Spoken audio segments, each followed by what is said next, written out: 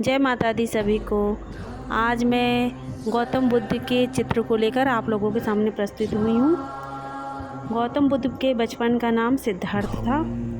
उनका जन्म नेपाल की लुम्बिनी में 563 ईसा पूर्व शाक्य कुल के राजा शुद्धोधन के घर हुआ था। उनकी माँ का नाम महामाया था, जो कोलीय वंश से थी।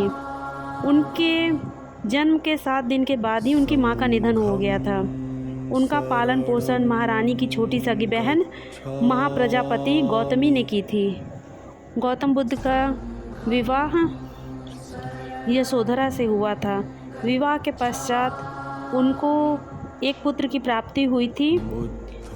अपने पुत्र और धर्मपत्नी को त्याग कर संसार को जरा मरण दुखों से मुक्ति दिलाने के मार्ग एवं सत्य दिव्य ज्ञान की खोज में रात्रि में राजपाट का मोह त्याग कर वन की ओर वो चले गए।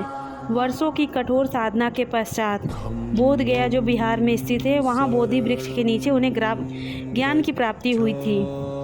वे सिद्धार्थ गौतम से भगवान बुद्ध बन गए। उनके सर पे जो ये सेलनुमा आकृति दिखाई देता है, उसके पीछे भी एक कथा है। कहा जाता है कि जब भगवान बुद्ध तपस्या में लीन थे तो तेज सूरज की किरणों से उनका शरीर तप रहा था। ऐसे में वहाँ पे ज़मीन पे स्थित घोंगे, जिसे सेल कहा जाता है, उन्होंने देखा कि इससे भगवान की तपस्या में कोई विघ्न ना आए, इसलिए वे उनके सर पे चढ़ गए ताकि उनको शीतलता प्राप्त हो सके।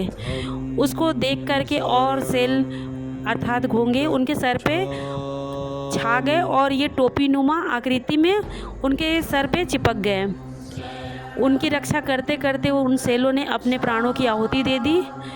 उनके त्याग और बलिदान से कृतार्थ होकर भगवान ने उन्हें अपने शरीर पे ही सिर पे धारण किए हुए हैं आज तक। और कहीं भी इनका चित्र अंकित होता है तो उस पर ये सेल नुमा आकृति दिखाई देती है। ये उनके बाल नहीं हैं, ये सेल हैं। उन घोंघों के त्याग और बलिदान के फलस्वरूप भगवान ने उन्हें अपने सर पे धारण किया। और आज भी कहीं भी उनका चित्र अंकित होता है तो ये सेल को भी चित्रित किया जाता है। महात्मा बुद्ध को सृष्टि के पालनहार श्री हरि भगवान विष्णु का नवा अवतार भी माना जाता है।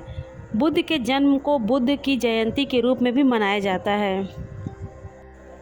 बुद्ध ने 4 आर्य सत्यों के बारे में सिखाया। दुख का सत्य, हर कोई दुख से पीड़ित है। दुख के कारण का सत्य, सांसारिक इच्छाएं। दुख के अंत का सत्य, इच्छाओं को दूर करना और उस मार्ग का सत्य जो हमें दुख से मुक्ति कराता है। अष्टांगिक मार्ग के बारे में बताया। बुद्ध ने ज्ञान, नैतिकता, एकाग्रता के विषय पर जोर दिया। अष्टांगिक मार्ग के बारे में बताया। साम्यक विचार, साम्यक विश्वास, साम्यक वाक, साम्यक कर्म, साम्यक जीविका, साम्यक प्रयास, साम्यक स्मृति, साम्यक समाधि।